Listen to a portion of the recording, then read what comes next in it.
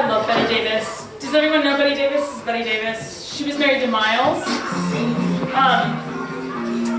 She has this song called "He Was a Big Freak." That's the title of the song. And it's just like, I whipped him with a turquoise chain! And it's just great. And I'd like to imagine that it's Miles Davis that she's talking about, but I don't know what it is.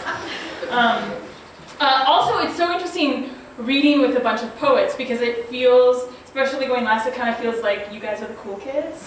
And the professors, Morgan, Cameron, and Kumi put us into small group work. And I got with the cool kids, but they're all really aloof. And I'm trying to make eye contact and open hearts with them the whole time. They're all like, mm-mm. New body, new bitch face, right? Oh, there's a flower crown. Oh my gosh, I will totally wear a flower. Well, now it's okay. There's so many flower crowns. I have 3 more. Michelle has so many flower crowns. And the last time I met at a speakeasy was with Michelle, which I feel like is so wonderful. And I just Caleb, you didn't wear a flower crown.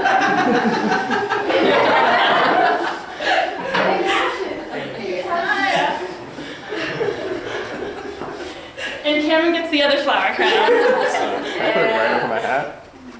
Yay! Okay, the flower crowns for all. So this piece is totally a work in progress. It's very messy, and I have Rachel, who was my MFA mentor, and Kumi to definitely thank because it was in creative nonfiction workshop that both of their little side comments helped me reimagine this. Which started out as just a little dry research piece, really. So here it is. The working title is True Blood. I was watching David Lynch's Lost Highway when it happened. In the movie, there's a scene/dream sequence, as the two are not distinguishable in a David Lynch movie, where a thin white woman with dyed blonde hair grinds toplessly atop our protagonist in the high beams of a 60s convertible. More than fucking, she's dancing one of those tit-grabbing, hair-flipping, sexy dances that I assure you is not a part of any woman's self-pleasure routine that does not involve a camera. Alice is her name, and she's a fantasy, a mirage, a nightmare, really, of desire. Desire both realized and dashed. She wrecks one's heart in a bomb of blue balls. I want you, our protagonist and possibly villain, repeats a couple of times, I want you. And in the movie's most famous line, Alice, while caressing and clutching his skull with her polished nails the color of quicksilver, responds, you'll never have me. Alice is every man's nightmare. Fucking does not equal possession. There's something almost satisfyingly feminist about this declaration, except that, well, Alice is Alice. She feels less like a woman and more like a woman-shaped series of sexual signifiers, performative platitudes a la Vanna White. She's in charge of the letters, but the meaning's all ours and the joke's on us. She's not just masquerading, she's a masquerade. I was watching the movie with, and in many ways for, a new lover, and in one of these sequences he turned to me and he said, amazing, right? Huh, I thought about this for a second. To him, this movie wasn't just a surrealist puzzle. To him, the images stripped of conventional narrative were distilled to deep psychic emotional matter. The realizations sifted down into me as if Glenda the Good Witch had just tinkled upon my head with her unique brand of glimmering golden shower. Thin white women with dyed blonde hair dancing like women who dance to express someone else's desire. This is a symbolic code I can roughly speak, read, and even pantomime when pressed, but fundamentally the code is not mine. I recognize it as a symbolic language of desire, and I feel alienated from it too. Now, I'm someone who has fucked and been fucked by fellow women, but when I dream of desire, it doesn't look like this. It just doesn't. Truth be told, it usually involves a lot of juicy textures, thick fabrics tight on thighs, rather sophisticated hip gyrations, I like to think, and mean-looking boots. And I'm not gonna lie, it involves ass. Still, it would be false to say that I wasn't haunted by the breast-clutching woman. But she doesn't signify desire to me. She signifies a job, a long-standing job, an invisible service economy forced into the lives and onto the bodies of women, and I deeply resent it. I'm haunted by the fact that for so many women in various caring or cocksucking professions, their job is to embody an artifice that reflects someone else's desire. So Alice is a nightmare for me, too, but a different nightmare. A nightmare of mirrors and evacuation, a nightmare of being reduced to someone else's symbol, a nightmare of body unembodied. No woman in there at all. So Alice had me vexed, compelling in me a rather complicated desire, which our protagonist turned villain turned out to share for his own reasons. I wanted Alice to bleed, and he made good on the craving. I wanted both the symbol of her dead and for the messiness of her living body to be realized, to get real. But unlike David Lynch, in my imagistic lexicon, blood doesn't always mean sin, wrong, revenge, rage splattering into all-consuming chaos. For me, blood is not always bad. The first time my mom bought and ordered a new car from the local Chevy dealer, she ordered it in red. The exterior was red, the interior was red, and when it arrived, she got its rear end detailed with several swooshy lines that culminated in an electrically crimson, shimmering patty. But it's not really accurate to call this a car. Her beast had a 3/4 ton load limit, a V8 engine, and had 2 lower gears for increased traction, 4-wheel drive high and low. Our neck of the woods had an annual snowfall average of over 200 inches, so Mom felt justified in purchasing, no, when you buy a car this expensive, you invest. In investing in her Chevy Suburban, which was really a truck turned into a family vehicle by way of a ridiculously extended cab. It got 10 miles to the gallon. You had to do a high-rise lunge to get inside of it. And it could safely run over a moose. My brother and I were in middle school, and we thought it was awesome. It could fit all of our friends because there were 2 back seats. And unlike our parents' former Suburban, both back seats had heat vents.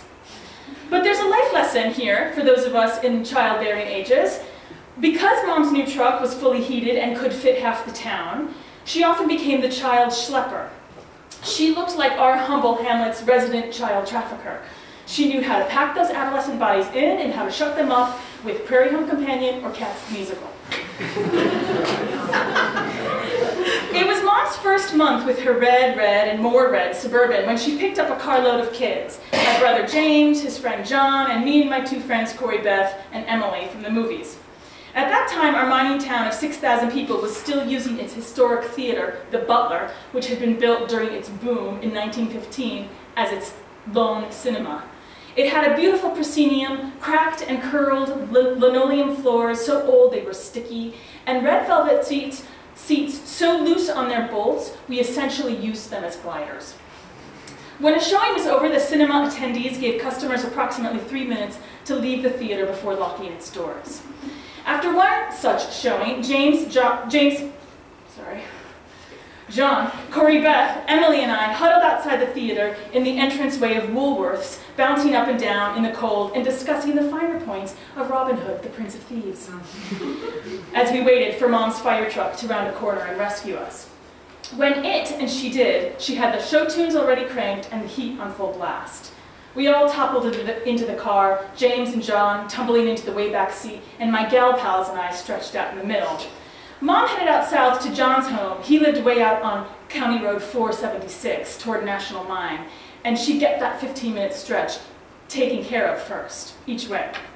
John was a wayfish, scrappy kid, blonde kid, and at the time, contender for one of my brother's best friends. He was a weird combination of surly and sweet, protective of parents who maybe didn't deserve it, and wildly tender when you least expect it.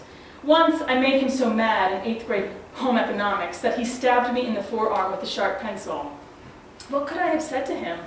Was it something about his cranky mom or the slowness with which he scratched out cup measurements when doubling a recipe? What I remember is that I thought it was really funny, but then realized by the shape of his eyes when he spun around that it must have been mean. And then suddenly there was a pencil in my arm sticking straight up. When I pulled it out, it only bled a little, the tiniest amount, and the pencil's small head of lead stayed stuck. To this day, it's my only tattoo. Back in her beast, Mom instructed everyone to buckle up and demanded a recount of the movie's highlights. James and I, fighting for summarizer rights, swatted at each other while our friends ducked and pointed the heat vents at their faces. John was pressed up to a heat vent when he started playing with his nose. "Gross, dude," my brother pushed him away. "Don't get that on me." This was all Mom needed to hear. New car, new car, new car. She turned on all the cabin lights and pointed her rear view at the back seat. "What the hell's going on back there?" Corey Beth was the first to identify it. "Oh, John has a blood nose." Mom went into autopilot grammar manager before realizing what Corey had said. "Bloody nose, CB, not blood nose. Bloody what? Bloody? He's bleeding? No, not in this car, he isn't." Mom opened the console, but as the car was so new, she hadn't yet stocked it with all the paper products children and long car trips require. "Tissue, tissue, anyone got tissue?" She opened the glove compartment to nothing but her registration, which she briefly considered handing back. Anything, people, a hair scrunchie, an extra sock, your report card, I don't care, we'll take it." We rifled through our pockets while John sniffled and smeared his burst blood vessel situation pretty much everywhere. It was hard growing up in the northern cold. Up until that point, all of our homes were heated by wood stoves, which suck air dry of any and all its moisture. My brother and I used to strategically wake each other up from naps by scooting across the carpet in socks and then blasting the shit out of each other with an electric shock. "Wakey, wakey, asshole," was our usual invitation to some kind of ragtag wrestling endeavor. Mom yanked the steering wheel and we rode up on a shoulder snowbank. She threw the truck into park and whipped around to stare each of us down. "Nobody is going to bleed or otherwise express bodily fluids on these seats, got it? This is a new car, new seats, new fabric, new everything. Now," she said as she opened the console back up and began talking to herself, "I've just got to have something in here, anything. She pushed the same 4 items around as John sucked back some of his blood. "Oh," she shouted, "perfect." When she slammed the console shut, we all realized the gravity of the situation before us. There was a collective gasp, and then my brother James let out the first, long and low, "Oh, no." In the center of her palm, Mom was holding a perfectly plastic-packed, pillowy pad. A sanitary napkin, delicately folded in 3 quick machine slaps and sealed into its own special pouch. Mom had found a solution, a savior, and praised her own ingenuity. "This will do just fine." Mom handed, well, she tried to hand, the napkin to Emily, who swatted it up and away as all 5, just now, pubescent children, ages 12 to 13, began to hot potato volley it around the cabin amidst various shrieks. John screeched out no, never mind, I'm okay, it's stopping, and then he cocked his head back all the way, eyes up to the ceiling, and began hawking, gurgling, and generally gulping gelatinous, coagulating snot. "Kids!" Mom tried to holler and jet calm. "It's just cotton, absorbent cotton, wrapped in plastic." "John, don't you dare choke on your own blood. Sterile! It's sterile! John, you are going to vomit, and then I'm going to be really mad. Guys, what's the big deal? It's made for blood, and John is bleeding." The pad bounced back toward the front seat, and Mom snatched it as best she could, and decided that we'd all understand its non-threatening utility if she just unwrapped it. "Mom," I reached forward, grabbing her forearm, and tried to reason with her while attempting to shake it loose. "Do not do this!" "Molly," she wriggled free of my clammy grip, "stop being such a prude. I'm just showing you that it's no big deal, that it's all very normal and it's very clean." She then began unfolding the napkin as though providing a demonstration. "Look, guys, normal," she said. "John, just keep the plastic liner on so it doesn't adhere to your skin, okay?" "Thanks, Miss John gagged out. Just let me out. I can walk the rest of the way." My mom has always had a special knack for comforting. "John, you're bleeding, and you're like 80 pounds. Think of the coyotes. Think of the wolves. You are not walking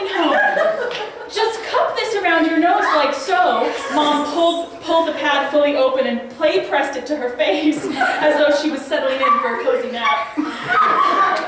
And we can get this show on the road. Oh my God, James yelled out from the third seat, pointing at Mom's show and tell. It has wings!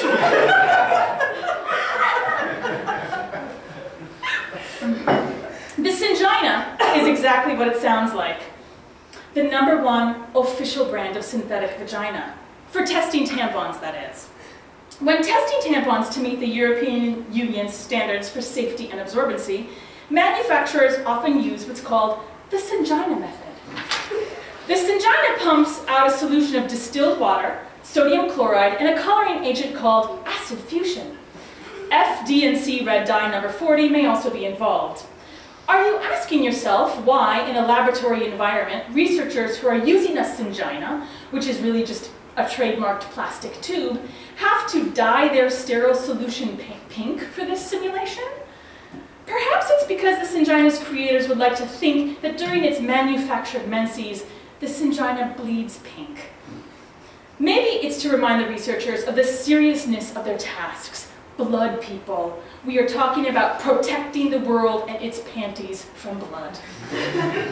But during her entire menses cycle, a typical woman usually bleeds on average 35 milliliters. Whoa, Becky, look at that gusher, but actually not. 35 milliliters is just over 1 fluid ounce. That means, in the course of an average gal's entire period, in those 3 to 7 days, her uterus doesn't even churn out enough blood to fill a shot glass. It might feel like it's more than a shot glass, but on average it's really not. The Syngina, however, can unleash 50 milliliters, more than a shot glass, of its stuff every hour. Cheers, Syngina, cheers. And the Syngina's like, drink up, motherfuckers, drink up. The principle of the Syngina, say its makers, is to simulate a vaginal environment in the laboratory. So naturally, for this simulation, researchers insert a condom into the Syngina in order to test tampons inside of the condom, which is inside of the Syngina. I don't know about you, but when I'm really ragging and I just want that extra level of natural vaginal environment protection, I go ahead and I poke a hole in a condom, insert that condom into my vagina, and then put a tampon in it. I know the whole thing takes like half an hour, but it makes me feel more natural, you know, like I'm treating my vagina to the best vaginal environment. Because what is a vagina, really, without a condom, or the condom's most common referent? Though the principle of this procedure is not to simulate vaginal intercourse, it's interesting that the lab techs somehow determine the Syngina only functions well with unlubricated condoms. Since they only change the condom after every 10th test, or if a condom leaks, or if it's the start of a new day in the lab, and since the Syngina's fluid is purified water combined with sodium chloride, the condom use isn't about inserting either a clean or a dry lab space into the mechanical canal. It's as if, with their lab tests, the researchers are unconsciously importing old fears about insertive menstrual devices, that to insert tampons, sea sponges, rolled newspapers, grasses, mosses, compressed cotton, miniature reusable cups of all kinds into one's vagina is to simulate penetrative sex, is, in other words, to have sex with yourself. I don't know about you, but when I say to a friend, oh, give me a sec, I just have to go change my tampon, which I say all the time. What I'm really saying is, hey, give me a second while I go fuck myself in the Harry Potter stall. What this really exposes is just how dull misogynist fantasies of female masturbation are, as well as how removed, historically, penetrative sex and pleasure have been for women. There's nothing strange nor mysterious about menstruation, the 10-minute 1946 Disney film, The Story of Menstruation, intones. All life is built on cycles, and the menstrual cycle is one normal and natural part of nature's plan for passing on the gift of life. The film was funded by Kotex Products, and its narrator's voice would be heard by generations of 9 to 16-year-old public school girls.